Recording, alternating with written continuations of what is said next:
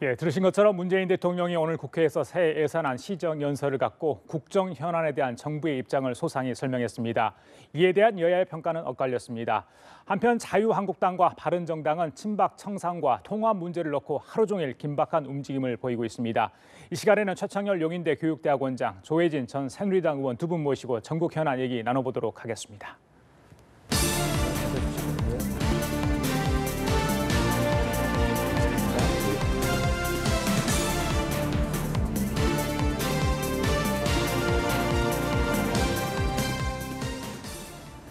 예, 오늘 뉴스 1번지 첫 대담은 문재인 대통령의 국회 시정연설로 시작을 하겠습니다. 자, 두 분 오늘 오전에 있었던 시정연설 잘 보셨죠? 네. 예, 예산 얘기뿐만 아니라 국정 전반에 대한 얘기를 많이 했던 것 같습니다. 35분간 연설이 있었는데 전반적으로 내용 면에서 어땠다고 보시는지. 문 대통령 아까 시정연설 중에서 예산은 단순한 숫자가 아니다 이런 얘기를 들었는데 이 정부의 어쨌든 가치 정책 이런 것들을 이제 하는 게 예산이다 이런 말씀을 했지 않습니까? 오늘 국정 시정연설에 예산안의 시정연설에는 그런 것들이 전체적으로 망라돼 있다는 느낌을 받았습니다. 최근에 여러 가지 국정 현안이 전부 망라돼 있다. 적폐청산 문제도 그렇고 개헌 문제도 나왔고 그리고 선거제도도 고쳐야 된다 이런 얘기도 나왔고요. 예. 그리고 최근에 공공기관 채용 비리까지도 언급을 했습니다. 그러니까 예산에 대해서 이러이러한 예산을 나중에 쭉 설명을 했는데 그 전에 그리고 IMF 때 우리나라가 구조적으로 이렇게 어려워졌다는 얘기부터 해서 국가가 적극적으로 나서야 된다. 예.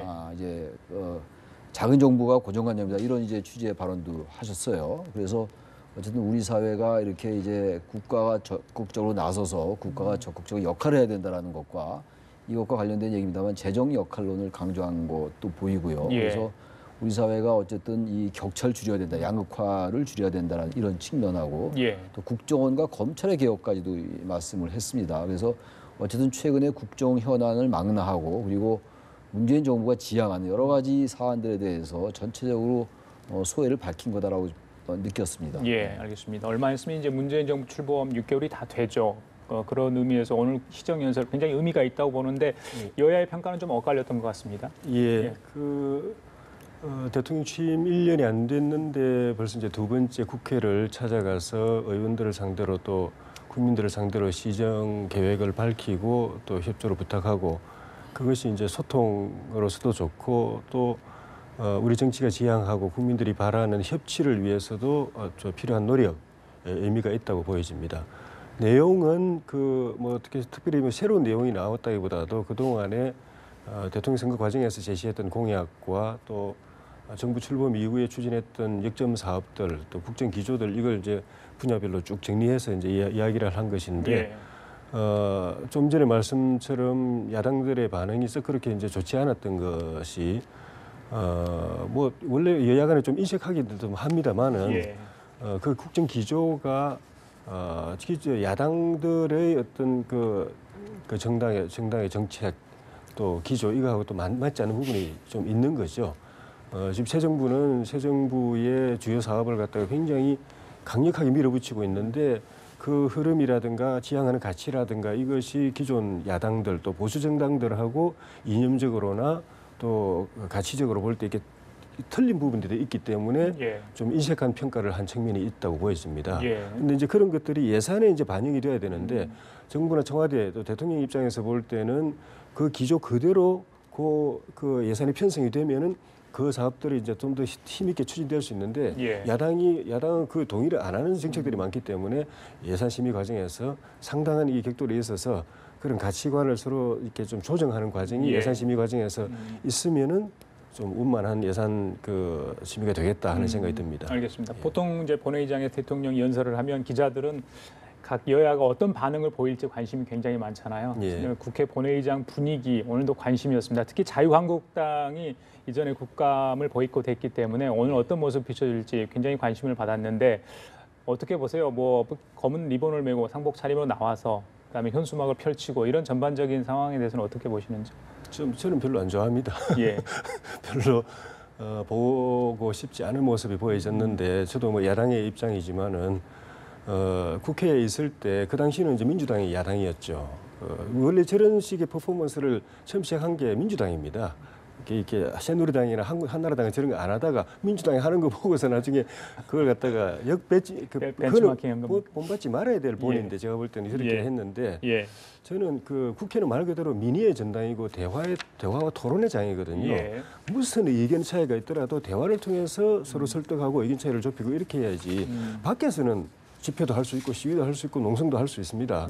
그런데 대화해야 될 그 장에까지 저는 여야 할 것 없이 어떤 이슈를 가지고 시위하고 피켓팅하고 뭐 이렇게 집회하고 이렇게 그 구호 외치고 저는 이거 자체가 성숙한 의회의 모습이 아니라고 생각이 들고 우리가 지양해야 된다는 생각이 드는데 이 지금 새 정부 들어서서 좀 전에 말씀드린 여야 간에 이게 좀 이 노선의 차이가 너무 커서 그런지 모르겠지만은 대응하는 야당의 모습도 과거보다도 더 상복 입는다라든가 뭐 이런 것들은 또 민주당 때도 그런 건 제가 못 봤거든요. 더 이렇게 그 좀 저기 더 나빠지는 것 아닌가. 이 부분은 국민들의 시선을 생각해서 여당 야당이 좀 더 의회주의적인 방법, 성숙한 방법으로 국정을 다루는 방안이 무엇일까? 우리의 의사를 관찰하는 방법이 무엇일까? 국민을 설득하는 방법이 무엇일까를 좀 더 생각해 봐야 될 것 같아요. 알겠습니다. 지금 화면에는 작년 10월에 있었던 박근혜 전 대통령의 국회 시정연설 모습이고요. 왼쪽에 보시는 장면은 오늘 있었던 문재인 대통령의 시정연설 모습입니다. 자, 당시에는 야당, 그러니까 지금 여당이겠죠. 저렇게 이제 손 팻말을 들고 모니터에 이렇게 시위를 했던 모습입니다. 거의 비슷하다고 할 수 있지만 좀 상황은 많이 바뀐 것 같고요. 자, 오늘 문재인 대통령이 여야 통로를 통해서 통로 정치를 했다 이런 이야기도 나옵니다. 나갈 때 야당 의원들의 손을 내미는 모습도 저희들이 볼 수 있었는데 전반적으로 어떻게 보셨어요? 분위기나 형식 면에서는 어떻게 보셨는지? 글쎄요, 뭐 지금 뭐 앞서 말씀하신 것처럼 뭐 야당이 이제 상복 검은 옷이나 이제 검은 넥타이를 메고 나오고, 근데 이 부분이 지금 야당이 아주 하나의 패러다임으로 굳어지는 것 같아요.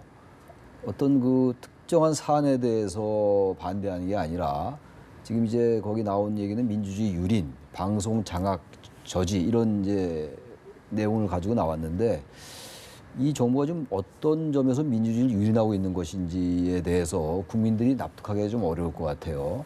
여당, 야당이 어느 정도 정치 공방하는 거는요, 정치권에서 당연한 겁니다. 일상적으로 뭐 학술적인 논문을 발표하는 것들이 아니기 때문에 저는 그 점은 충분히 어느 정도까지는 감내할 수 있다고 보는데, 민주주의 유린했다라는 건 사실 지난 정권이 민주주의를 유린했기 때문에 국민들의 주권자인 국민들에 의해서 전직 대통령이 파면됐는데 그때 집권당이 지금의 제1야당이잖아요. 거기에 대한 책임이나 반성이나 이런 것들을 국민들은 잘 느끼지 못하고 그런 것들을 얘기하는 것을 잘 듣지 못했는데 스스로들에 대한 반성이나 어떤 그 통찰은 없이 지금 여당에 대해서 제1야당이라 해서 무조건 민주주의 유린이라고 얘기하는 게 얼마나 설득력이 있을지 모르겠어요. 그런 점들은 아까 우리 잘 말씀하신 조 의원 말씀하신 것처럼 보수 유권자들이라 하더라도 그런 모습을 바라는 건 아니거든요.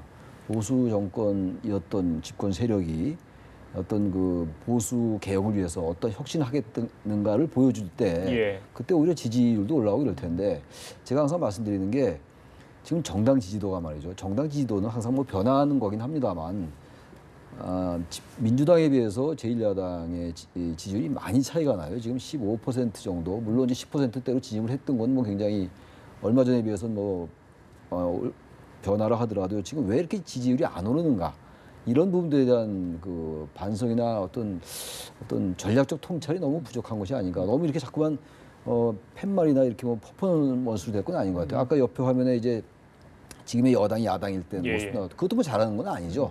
바뀌는 거기 때문에 그때 그랬으니까 우리도 한다라고 얘기하면 안 되잖아요.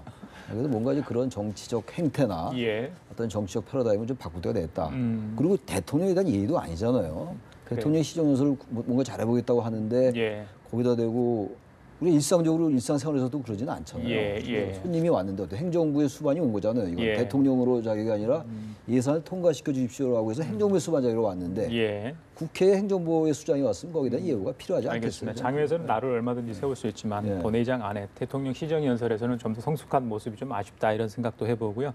자, 오늘 본회의장 시정연설도 관심이었지만 그 본회의가 시정연설 앞서 있었던 그 차담회, 사전에 이제 여야 대표들하고 회동하는 자리가 마련되지 않습니까?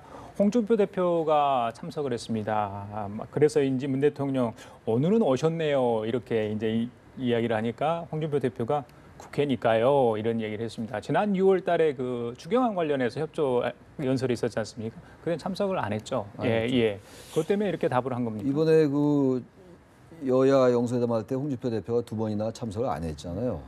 이제 거기에 대해서 문재인 대통령이 말을 걸은 거겠죠. 오셨네요. 그러니까. 예, 그 이야기입니다. 이제 국회니까 왔다 이런 얘기인데 그야말로 국회이기 때문에 장외 투쟁이나 국회 보이콧 이런 거는 홍준표 대표의 말씀 따나 그건 잘 맞지 않죠. 이번에 국감 보이콧하고 그랬잖아요. 며칠 만에 다시 복귀는 했습니다만. 예. 그래서 어쨌든 자꾸 그것도 과거에 지금의 여당이 야당인데 그러지 않냐 이렇게 얘기하면 안 돼요. 그건 잘못된 건 일단 벗어나야 되는 거잖아요. 그렇게 했으니까 우리도 따라한다는 건 말이 안 돼요. 예. 언제부터 뭐 지금의 야당이 여당 따라했습니까? 그건 아니기 때문에 그런 것도 좀 고쳐야 될 것 같고 지금 어쨌든 너무 지금 여야가 우리나라의 이 여야 구조라는 게 항상 적대적 공존에 입각해 왔다 하더라도요. 이제는 좀 바뀔 때가 됐는데 지금 제1야당이 너무 좀 특히 홍준표 대표가 존재감 부각 때문에 그런 것 같긴 한데 대통령과 1대1 단독 영수회담 이런 것들 때문에 그런 모습을 보이는데 청와대는 여전히 1대1 영수회담에 대해서 아직은 좀 부정적인 것 같아요. 청와대에서도 좀 뭐 한 번쯤은 만날 수 있을 것 같아요. 근데 그걸 다른 정당이 계속 또 연쇄적으로 만나자고 할 테니까 이런 부분들 때문에 청와대가 머뭇거리긴 하는 것 같은데 제1야당 대표 저 정도 얘기하면 또 만나주는 것도 포용과 어떤 그야말로 협치의 정신이 아니겠나 생각도 듭니다. 지난번에 이제 홍준표 대표가 미국 방문해서 안보 영수회담 얘기를 꺼내지 않았습니까? 거기 이제 청와대는 외교 일정 때문에 좀 시기적으로 어려운 부분이 있다 이렇게 이야기를 했고요. 근데 오늘 이제 대통령이 지난번에 미국 다녀온 얘기를 따로 만나서 대화할 기회가 있으면 좋겠다 이런 이야기를 했어요. 그러니까 홍준표 대표도 거기에 대해 좀 화답 비슷한 걸 했거든요. 뭐 두 사람의 만남이 이루어질 거라 보십니까? 지난번에 그 홍 대표의 제안에 대해서 그 순방 준비 때문에 좀 어렵다고 청와대에서 답변을 내놨을 때 저는 이게 거절하는 것을 갖다가 완곡하게 표현했을 수도 있지만 사실은 그 때문일 수도 있고 그래서 순방이 지나고 나면은 한번 좀 검토해 볼 입장일 수도 있겠다는 생각이 들었습니다. 지금 대통령이 순방하고 나면은 대체로 이제 그 각계의 오부 요인이라든가 또 여야 정치 지도자들 청와대로 초청해가지고 순방의 성과라든가 그때 얻은 여러 가지 것들 또 알게 된 여러 가지 상황들 국익과 관련된 그런 것들을 공유를 하지 않습니까?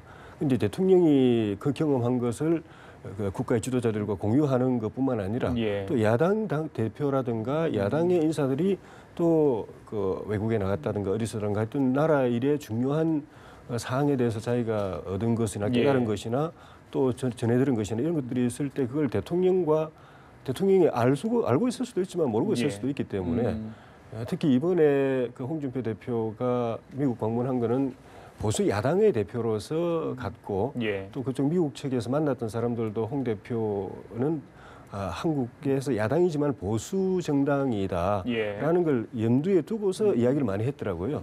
그런 거는 또 문 대통령이 갔을 때 이야기하지 않는 그쪽의 입장일 수도 있기 때문에 그런 건 또 공유하는 것도 국민의 입장에서 볼 때는 필요하죠.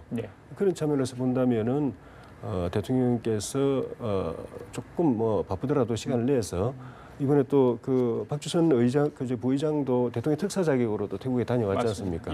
특사는 대통령이 자기 대신 보낸 거기 때문에 가서 어떤 일이 있었는지 그게 별로 뭐 이제 장례라고 하지만은 장례식이라고 국왕이 장례식이지만은 그 각국의 지도자들이 모여서 장례 외교도 하는 그런 자리이기 때문에 그런 것도 들어서 또 대통령 통치에 국정 운영에 참고하는 그런 것들이 협치의 틀, 국민들이 바라보는 기대하는 그런 우리 국정 운영의 모습이라고 생각이 듭니다. 알겠습니다. 오늘 이제 문재인 대통령의 시정 연설을 계기로 국회 입법 예산 전쟁이 본격화됐습니다.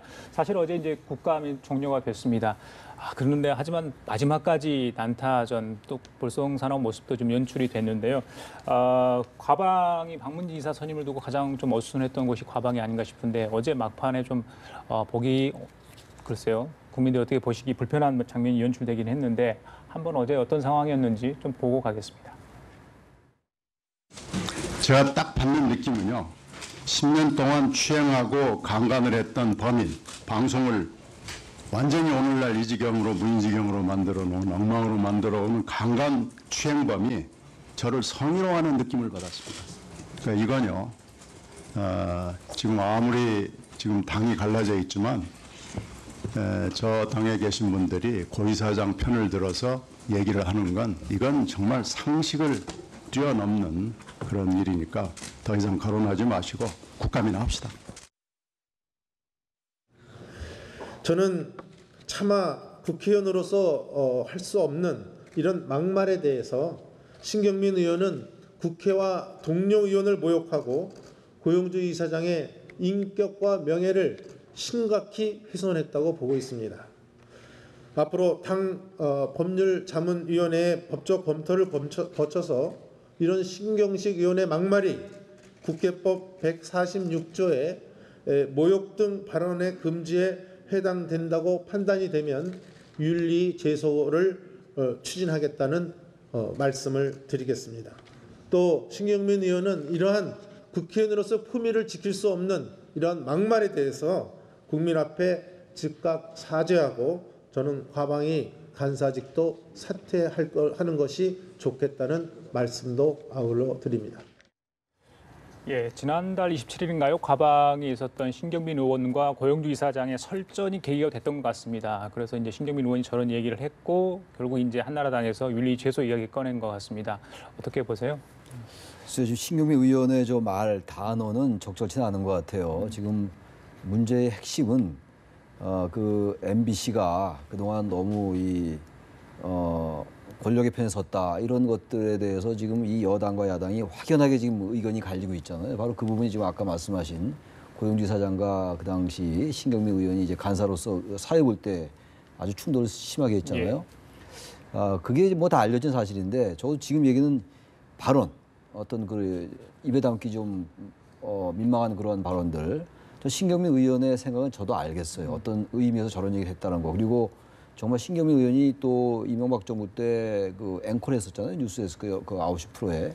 아마 그런 점에서 느낀 게 있겠죠. 근데 그렇다 하더라도 저런 식의 용어를 꼭 썼어야 되는가라는 생각이 좀 들어요. 우리가 이 자리뿐만이 아니라 여러 자리에서 그런 얘기 많이 하잖아요. 막말, 파동 이런 얘기 많이 하는데 자꾸 저렇게 말의 수위가 높아지고 그렇게 되면 문제의 본질이 다른 데로 가거든요.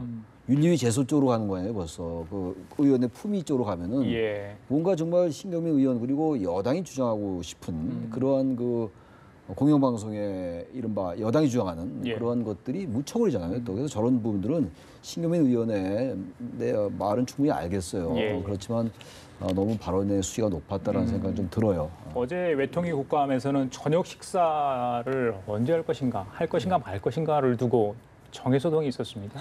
외통위라면 굉장히 선수들이 굉장히 높은 그 국회의원들이 나와서 하는 그 자리 아닌가요? 외통위 의원들은 부분 어떻게 저런 일이 있는지도 모르겠습니다.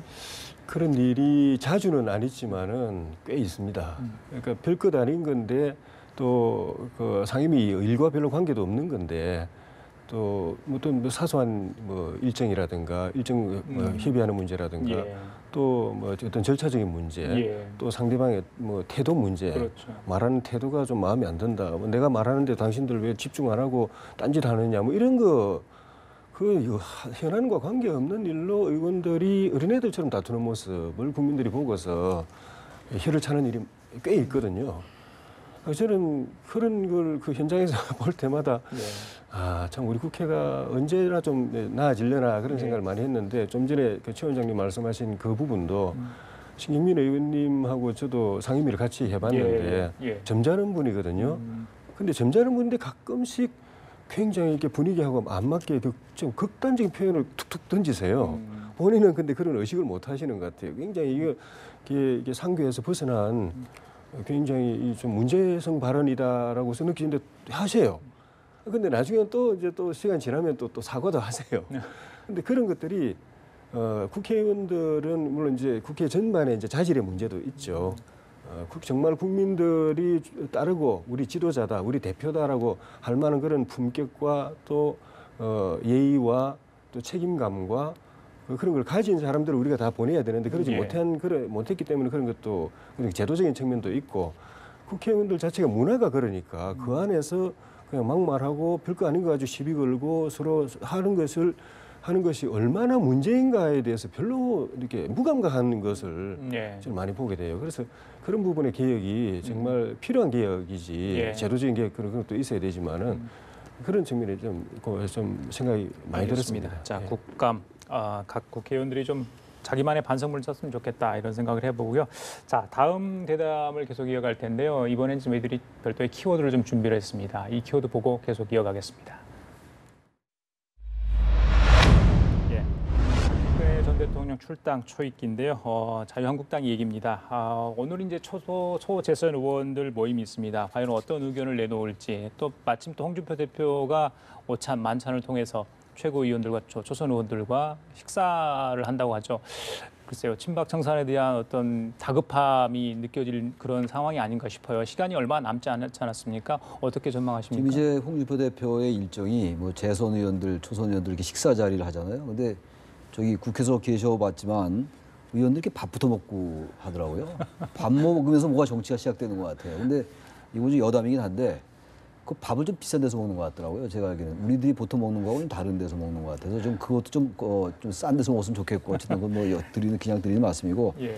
홍 대표로서는 지금 저 박근혜 전 대통령 출당을 이제 원래는 이제 그 권유를 했기 때문에 윤리위에서 시간이 지나면 자동 출당되는 건데 당원 당규에 의하면은 또 최고위원회 의결이 필요하다는 조항도 있어요. 그렇기 때문에 그 양론이 있는 것 같습니다. 지금 박근혜 전 대통령의 출당 문제도 최고위 의결이 필요하냐 필요하지 않느냐. 근데 어쨌든 홍 대표로서는 최고위를 수집 안 하는 게 좋겠죠.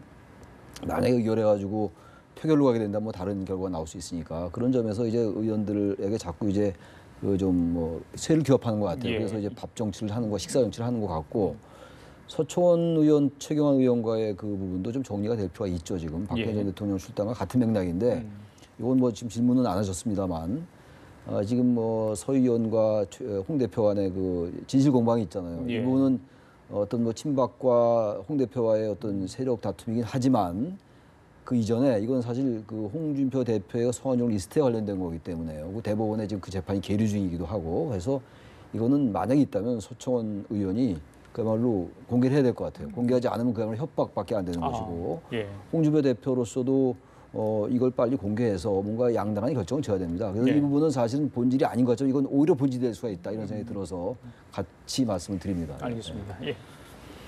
이제 그 친박 청산 문제인데 결국 큰 패싸움이 돼가는 양상이죠.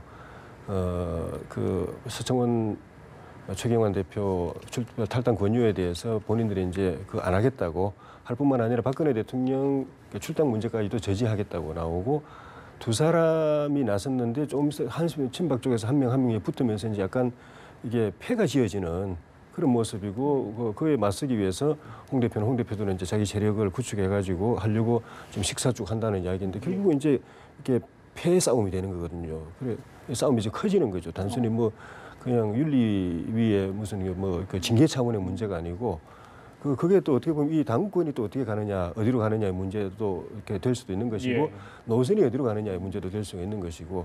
근데 이러다가 적당히 타협이 되면은 뭐 될 수도 있겠지만은 지금 벌어지고 있는 양상들을 보면은 타협 봉합보다는 누구 하나는 이기고 누구 하나는 져야 되는 상황으로 좀 가는 그런 모습이 보여가지고 홍 대표가 만약에 뭐 이긴다고 한다면은 그 친박 이 세력이 어떻게 움직일지 모르는 것이고 뭐 따로 당을 만든다든지 뭐 그렇게 할 가능성도 없다고는 볼 수 없는 것이고 만약에 홍 대표가 밀린다고 하면은 이 당은 또 다시 친박당이 되어버리거든요. 그래서 그럼 다시 이제 다시 통합을 해야 될 이 보수 정당이 더 분열되는 그런 문제도 있는데 예. 문제는 이 지금 관망하고 있는 자유한국당 안에 의원들이 그 한편에서는 또 친박 쪽으로 모이고 한편에서는 또 그 홍 대표 쪽으로 모이지만은 다수의 의원들이 누구 손을 들어줄 것인가 예. 또는 누구 손을 안 들어주고 둘 다 중재를 붙일 것인가 아니면 두 사람 양쪽 다 책임지고 물러가라고 하는 주장도 있더라고요. 그렇죠. 그래도 지도체제 다시 세우자 하는 이야기도 예. 있던데 그것이 결국 이 싸움의 승패를 판가름하는 변수가 될 수도 있는데 어느 쪽이든지 간에 국민들이 볼 때는 이게 권력 투쟁으로 비치는 게 문제예요. 예. 당이 거듭나고 반성하고 책임지고 새로워지기 위한 진통으로 보여져야 되는데 예. 그렇게 보이지 않는 것이 참 문제인 것 같습니다. 알겠습니다. 오늘 이제 초재선들이 어떤 목소리를 낼지 그게 홍준표 대통령의 힘이 될지 또 3일날 어떤 결정이 나올지 좀 지켜봐야 될 것 같고요. 이 친박 청산 작업은 이 바른정당에도 지대한 영향을 미치죠. 분당 사태도 갈 수 있다 이런 지금 지적이 나오는데 지금 이제 4시가 지났습니다. 오늘 의원총회가 4시부터 네. 예정이 돼 있는데 아마 지금 이 시간이면 진행이 되고 있을 것 같습니다. 그런데 이런 와중에 이제 남경필 경기지사가 오늘 통합 전당대회 얘기를 꺼냈습니다. 재창당을 하자 이런 이야기 했는데 어떤 얘기를 했는지 좀 들어보고 계속 대답 이어가겠습니다. 우리가 무엇보다도 하나의 길로 가야 합니다.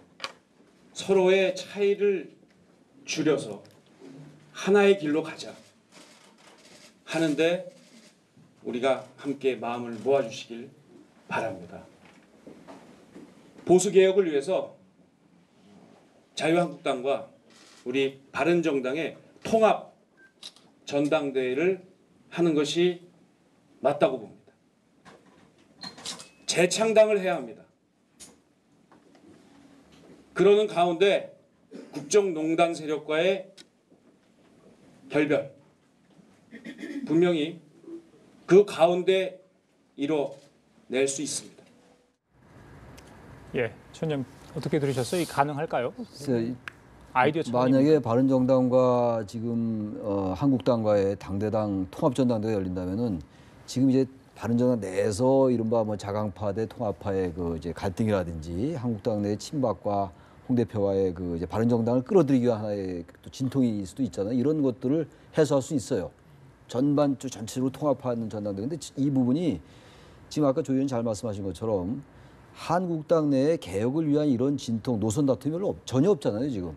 지금 홍준표 대표가 박근혜 전 대통령 출당하는 건 출당을 계속 얘기하는 거는 당위성을 떠나서 바른정당의 통합파를 끌어들이기 위한 하나의 명분이란 말이에요. 그리고 어떠한 아젠다도 지금 당내에서, 한국당 내에서 어떻게 개혁하겠다는 그걸 들어본 적이 없어요.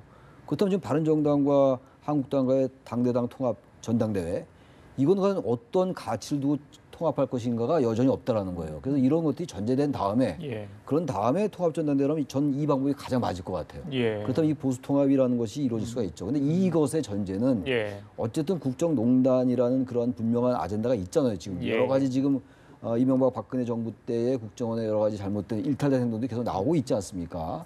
나중에 뭐 결과 다시 봐야지 알겠습니다만 법원의 판단까지.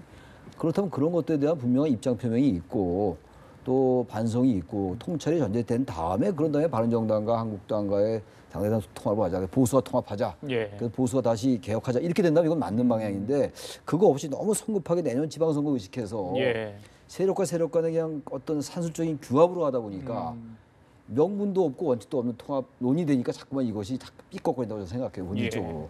국민들은 이 야권 쪽에서 불고 있는 통합론을 통한 정계 개편에 대해서는 대부분 반대 의견이 좀 많은 것 같아요. 여론조사를 보면요. 지금 최 원장님 말씀하신 것처럼 그냥 그 이해관계를 쫓아서 세력끼리 그냥 이합집산하는 걸로 보기 때문에 그런 것인데 국민들로부터 정말 인정받으려면은 과거와 청산하고 책임지고 단절하고 새로운 보수, 개혁, 혁신 보수로 새 출발하려면 제일 좋은 방법은 결국은 각 당이 다 해체하고 해산하고 정말 과거를 청산해야 될 사람들하고 이제 결별하고 국민들로부터 인정받는 그런 개혁적인 그 신뢰를 가진 그 정치 세력들이 모여가지고 새로운 보수 정당을 만드는 게 제일 좋습니다. 근데 그게 이제 재산 문제라든가 이런 것 때문에 자꾸 미적거리니까 차선으로서 그래도 괜찮은 것이 이제 통합전당대회죠. 통합전당대회를 하면서 거기에 출마해가지고 각자가 대표 후보든 최고위원 후보든 이 과거 청산 문제를 그 공약으로 내걸고 비전을 제시하고 하면서 국민들로부터 심판받고 당원들로부터 심판받아가지고 그 안에서 다 해결해 버리는 거. 그래서 이 정치인들끼리 서로 이렇게 청산 한의 많이 하는 거는 결국은 지금 보여지는 것처럼 세력 다툼으로만 가거든요. 권력 투쟁으로만 가기 때문에 전당 대회를 통해서 당원들로부터 검증받고 평가받고 심판받고 또 밖에 있는 국민들로부터 평가받아가지고 표로 또 여론조사로 평가받아 그 전당대회 국민 여론조사가 이제 반영이 되기 때문에 그때 이제 과거 청산의 비전 또 거듭나는 비전 책임지는 비전을 딱딱 제시했을 때 당원들이 표 던져주고 국민들이 여론을 밀어주는 사람과 그 집단이 그 당의 주체가 돼서 새롭게 출발하는 거. 그게 해체 모여 해서 완전 새로 창당하는 만큼은 못하지만은 차선으로서는 이렇게 막 지지분진하면서 서로 막 치고받고 싸우면서 청산하니 못하니 되는 것도 없고 안 되는 것도 없고 분열만 하는 것보다는 그래도 그것이 저는 해볼 만한 보수 통합 또 보수 혁신의 한 방법이라고 생각합니다. 알겠습니다. 다음 주제로 넘어갈 거예요. 지금 검찰이 블랙리스트, 화이트리스트에 대한 수사를 진행하고 있죠.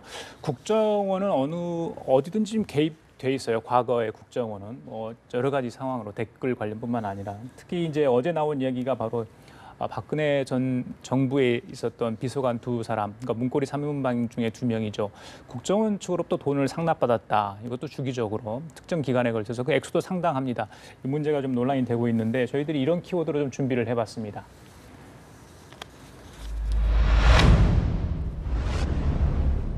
예, 자 상납 수법이 007 작전을 방불케 하는 것 같습니다. 지금 검찰의 수사가 굉장히 빠른 속도로 진행되고 있다 이런 느낌을 받거든요. 어떻게 들으셨어요? 있는 내용에 대해서? 저 이재만 비서관하고 이제 안봉근 비서관 얘기잖아요. 예. 뭐 전 비서관들입니다만 안봉근 씨는 이제 제2부속 비서관이었는데 2014년도 말에 이른바 십상시 얘기가 나오면서 이제 문고리 3인방 얘기 나오면서 제2부속 비서관에서 그다음에 이제 이재만 비서관이 이 돈을 받았다는 거예요. 처음에 이제 안봉근 비서관이 받다가 나중에 이 돈이 이재만 비서관한테 갔다라는 거거든요. 그래서 이 부분도 제2부속 그 비서관이 폐지되면서 이재만 비서관한테 간 것도 굉장히 전 중시할 필요가 있다고 봐요. 왜냐하면은 그때 안봉근 비서관이 가장 측근이었잖아요. 이재만 비서관은 총무비서관인데 총무비서관도 물론 측근 중에 측근입니다만 이 부속실이라는 게 바로 제일 그 지근거리에서 보좌하는 자리란 말이에요. 그러니까 이 돈이 안봉근 씨한테, 안봉근 전 비서관한테 가다가 그 자리가 없어지면서 십상시 일이 생기고 그 자리가 없어지면서 이재만 전 비서관한테 돈이 갔다라는 거예요, 지금. 그렇다면 이거는 유축헌데 박근혜 전 대통령의 가장 측근에게 돈이 갔다라는 거잖아요. 그럼 이거 어떻게 해석해야 될까라는 부분이 하나 있을 것 같아요. 그건 뭐 전혀 알 수는 없습니다. 이 돈이 어디까지 갔고 그렇죠. 이 돈이 어떻게 쓰였는지 우리가 알 수 없는 거잖아요. 이 사용처, 용처를 알 수가 없는 거예요. 그래서 제가 그런 하나의 의문을 제기하는 것이고 어쨌든 이재만 비서관과 지금 안봉근 전 비서관이 돈을 요구했다라는 보도도 있더라고요. 맞습니다. 돈을 요구해서 이현수 기조실장이 갖다 줬다. 근데 이현수 기조실장은 국정원 제2인자잖아요. 근데 또 재밌는 게 그 조윤선 전 정무수석, 전 문체부 장관입니다만 정무수석 다음에 이제 현기환 정무수석이잖아요. 이 사람들도 높은 사람들이잖아요. 이재봉, 안봉근보다. 근데 이 사람들에게는 추명호 국정원 국장이 갖다 줬어요. 뭔가 바뀐 것 같지 않습니까? 그렇죠. 더 높은 사람한테는 더 직급이 낮은 국정원 이제 그 인사가 가고 이런 부분들을 볼 때 역시 이제 그 당시 제일 실세가 이 안봉근 이재만 비서관이었다는 걸 우리가 알 수 있고 그러니까 이게 지금 전부터 관행이었다고 그러는데 그 부분은 어떻게 그 보세요? 관행이라는 거에 대한 근거가 별로 없어요 지금. 어느 정부까지 관행이었는지 이 부분 이제 김대중 노무현 박근혜 이명박 박근혜 정권 때 다 관행이었는지 아니면 지난 보수 정권 때의 관행이었는지 알 수가 없어요 지금. 검찰도 그 부분에 좀 답을 한 것 같아요. 이전에 있었던 것은 지금이든 다 범죄 행위다 이렇게 이야기를 당연히 했어요. 범죄 행위죠 그거야. 어쨌든 국정원의 지금 예산이라는 게 특수활동비 얘기하는 거잖아요. 특수활동비가 지금 한 9천억인가 이렇다고 그래요. 그중에서 거의 반을 지금 국정원이 쓰고 있는 거거든요. 국정원 그리고 검찰, 군 이런 데가 지금 쓰고 있어요. 경찰, 검찰이라는 경찰 이런 데가. 근데 어쨌든 이 돈을 지금 요구했다라는 지금 보도도 있고 알아서 갖다 바쳤다는 상납했다는 보도도 있는데 상상할 수 없는 일이에요. 한 달에 1억 원을 갖다 바쳤다는데 이게 그야말로 이러한 그 정말 옛날 그 역사로 말하면은 이렇게 농단한 세력들이 있을 수가 없죠. 지금 특수활동비에 대한 개념 정리가 나와 있는데 자, 저 돈 어디에 써놨는지 뻔히 국민들은 다 아는 거 아니겠습니까? 근데 청와대로 들어갔다. 그것도 특정 인물들에게 들어갔다. 말씀하신 것처럼 사용처도 궁금하고요. 여러 가지가 의문스러운 분이 굉장히 많습니다.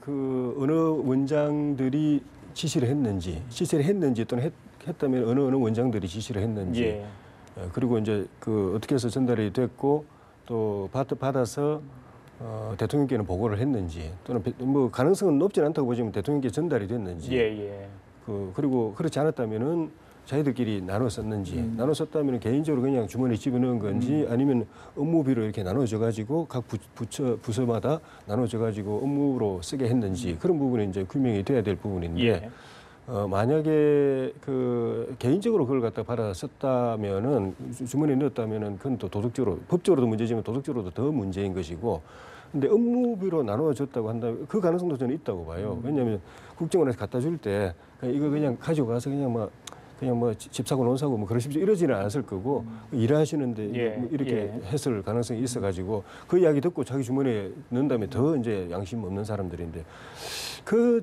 제가 전부터 좀 걱정이 됐던 것들이 역대 정권 들어설 때마다 또 정치 바람이 확 불면서 개혁 바람이 불 때마다 조치 중에 하나가 청와대 이 업무비를 자꾸 줄여갔거든요.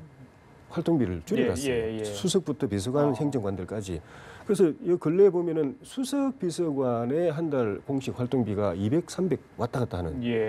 그거 가지고 사실 움직일 수가 없거든요.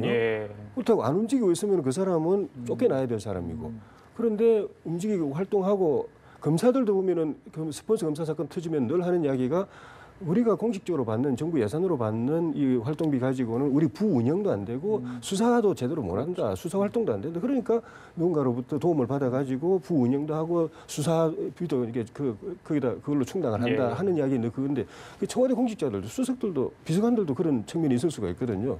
근데 그걸 그렇게 두는 게 바람직하냐? 200~300만 원 주면서 그것만 쓰고 나머지는 돈 드는 일을 하지 마라. 밥도 먹지 말고 사람 만나지 말라 하는 것이 맞으냐? 아니면은 그걸 현실화해 시켜줘가지고 저런 유혹이든 아니면 다른 스폰서를 땡겨가지고 비리를 저지르는 유혹이든 그걸로부터 보호를 해주는 것이 맞으냐? 이런 부분도 같이 좀 고민을 해야 될 부분 중에 하나라고 생각이 듭니다. 그래요. 알겠습니다. 앞으로 이 문제는 계속해서 얘기가 될 것 같아요. 지금까지 최창일 용인대 교육대학원장, 조혜진 새누리당 의원이었습니다. 두 분 오늘 감사합니다. 예.